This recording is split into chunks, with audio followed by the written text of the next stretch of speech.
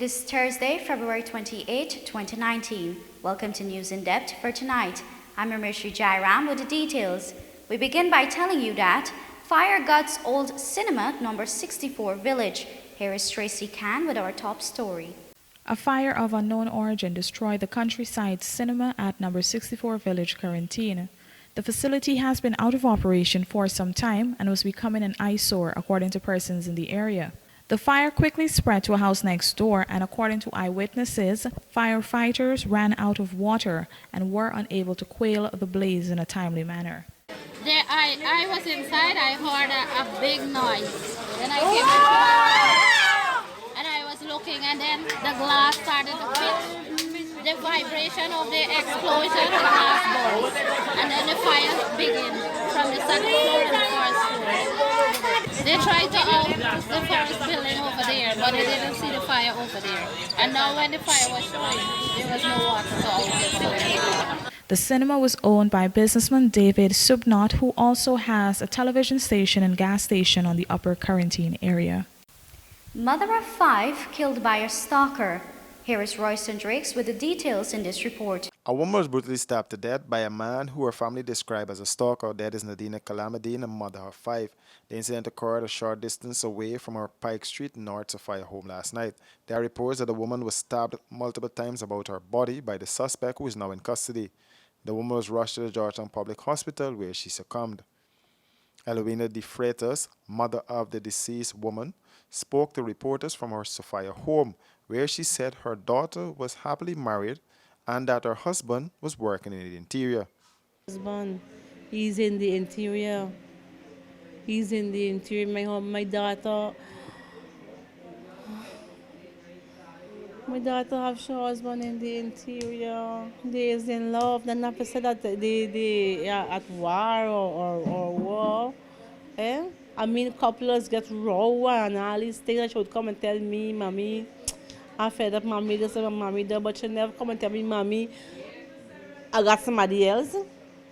No. So I don't really know what conspire or what give you the privilege that he think that he is God to kill me child, or he think that me and he went together and he is your father to kill she. I feel as though this man mad. I feel him mad because if you like somebody or you want a relationship with somebody, I understand you're going to jerk up a woman 4 times or 5 times round her body. Eh? Me, you know. Because people telling me that he's like he like she or whatever. When news coming to me, I thought like how yeah bringing news to or come for taking news from me. From me, people is bringing news to me. But I shouldn't just tell me everything. I mean, that never tell me one day that she and wherever, nothing. But I know she have a hobby. And her hobby is smoking, and she does drink. 1 or 2 beer or whatever, or she little tubs. The woman said she was watching television at the time when she heard someone screaming outside. She added shortly after one of her daughters ventured outside, when she realized that it was her sister who was stabbed. And I coming down the step here now, I don't know, I don't have a cent on me, so I call my neighbor over there and tell she, lend me $1,000 and I forget a taxi. And for put my child in, and she lend me. I put the money in somebody's hand and the person, me never saw the money gone. But my son, he run and he gone and get taxi to on the Kaishi. That's all I know about the steal.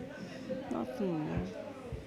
Police investigators were back on the scene this morning taking statements from relatives. Female pedal cyclist killed in road accident on Quarantine Highway today.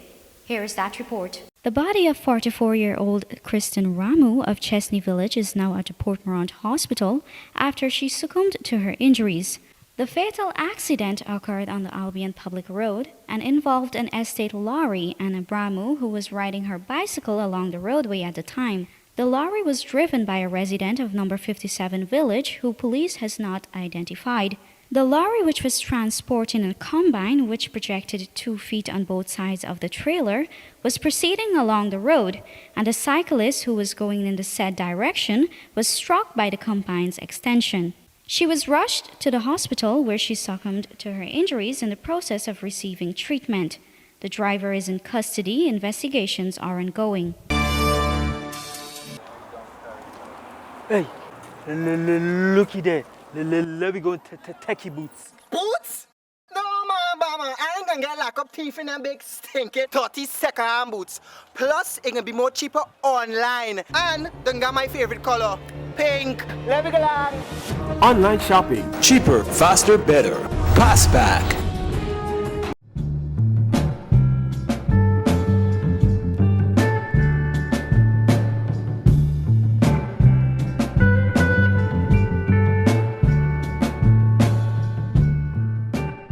Horse racing fans, get ready for the first annual Triple Crown Horse Race Meeting.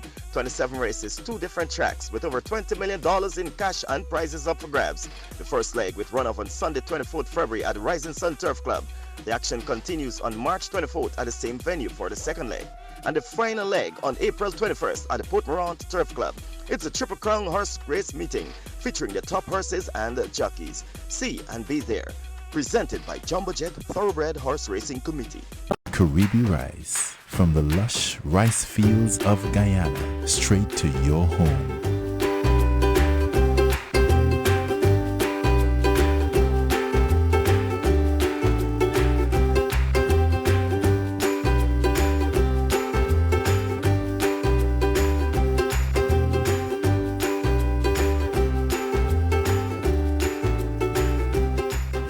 Caribbean rice, our people, our rice.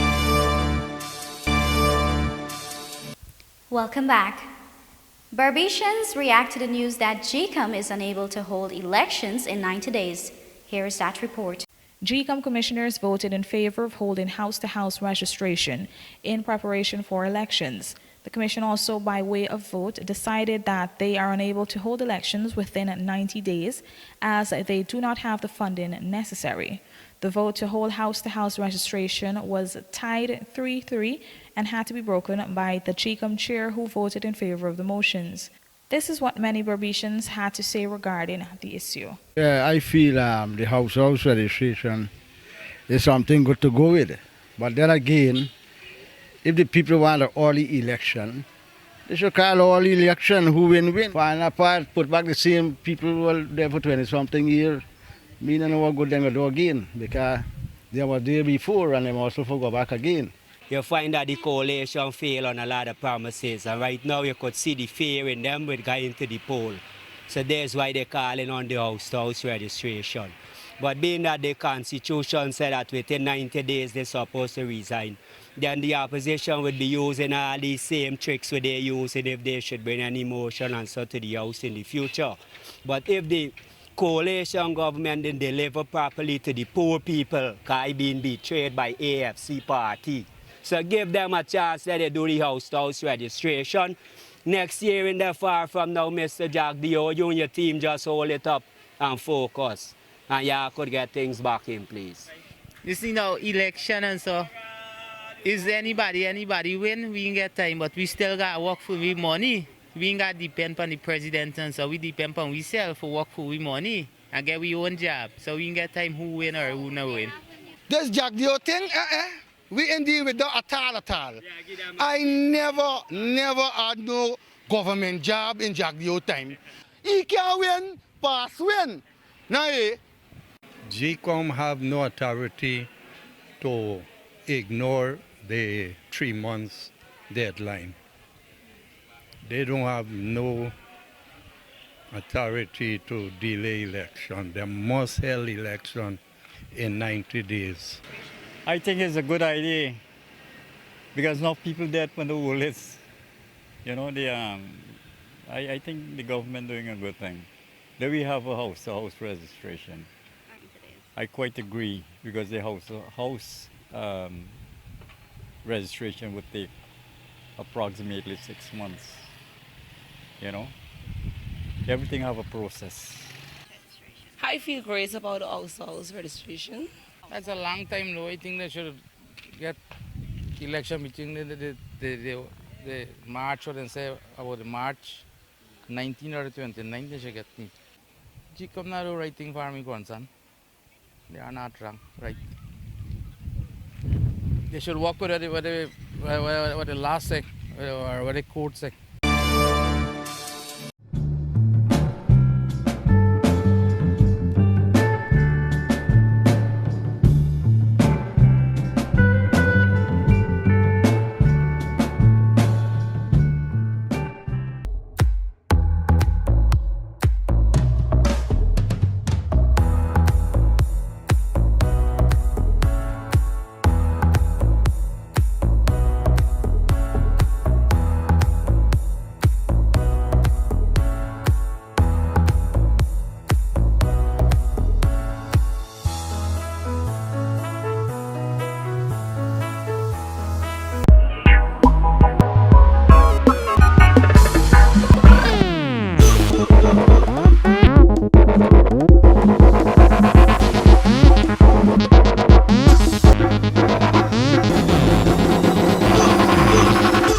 A man's beer. And finally, the town of New Amsterdam will come alive on Sunday for Mashermani festivities. More in this report. New Amsterdam will come alive on Sunday, March 3rd and display its vibrancy to celebrate Guyana's 49th Republic anniversary in grand style with the Mashermani parade along the streets of the town. Currently, plans are being finalized by the mayor and town council to ensure the event is a success and will bring together Guyanese from all walks of life to celebrate our culture. The municipality's treasurer, Carrie-Ann Edwards, explained that the roadway from St. Anne Street to King Street has already been designated for the different business entities to display their product and services to patrons. The Ministry of Health is proposing a truck that would be like a pit stop. The truck and patrons can go there and have drinks, food, music, and that's basically the same events that we have. We'll also be having exhibition booths in between. The treasurer added that while the fun and excitement will be along the main road for adults, a selected area in the town is being set up for kids to enjoy themselves with rides and other activities. So, and the kids area, we have separated that. So in the party zone, we're not going to be having any trampolines or anything like that. It's on the outskirts. So the kids can be safe, because when the crowd come out, it is very distressing for the parents and the children, so they're on the outskirts of the event.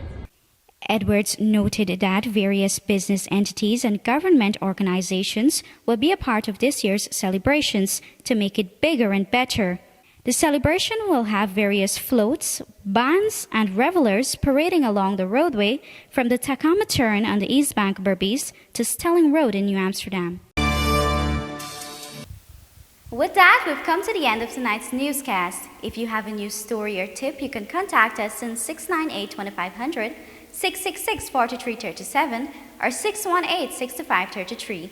You can also visit our website, www.rdproductiongy.com, Facebook, Instagram, or Twitter at Royston Drakes Production for more details on these and other stories.